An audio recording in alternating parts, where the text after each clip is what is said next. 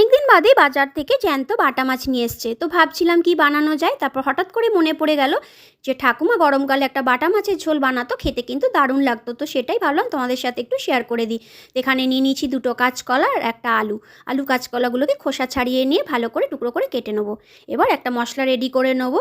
এখানে নিয়ে নিয়েছি গোটা জিরে, ধনে, একটুখানি আদা, কাঁচা লঙ্কা আর সামান্য একটুখানি ওর মধ্যে দিয়ে দেবে সর্ষে, মিহি একটা পেস্ট বানিয়ে নেবো।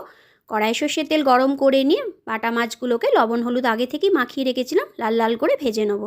তো এরম করে সবগুলো মাছ ভাজা হয়ে গেলে তেলের মধ্যে দিয়ে দেবো কালো জিরে, তেজপাতা আর একটা শুকনো লঙ্কা।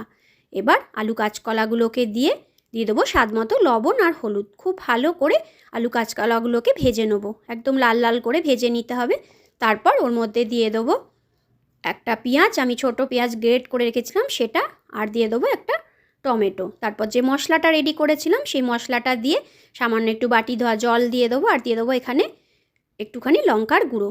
ভালো করে মশলাটাকে কষিয়ে নেবো। পুরোপুরি কষানো যখন হয়ে যাবে পরিমাণ মতো গরম জল দিয়ে ভালো করে ফুটিয়ে নেবো। ফুটে উঠলেই একটা ঢাকনা চাপা দিয়ে আলু কাঁচকলা যখন সেদ্ধ হয়ে যাবে নামানোর ঠিক আগে বাটা মাছগুলোকে দিয়ে সামান্য একটু ধনে পাতা ছড়িয়ে দেবো। ভালো করে ফুটিয়ে নামিয়ে নিলেই তৈরি হয়ে গেল দারুণ স্বাদের বাটা মাছের এই ঝোল। এইভাবে একবার অবশ্যই বানিয়ে দেখো।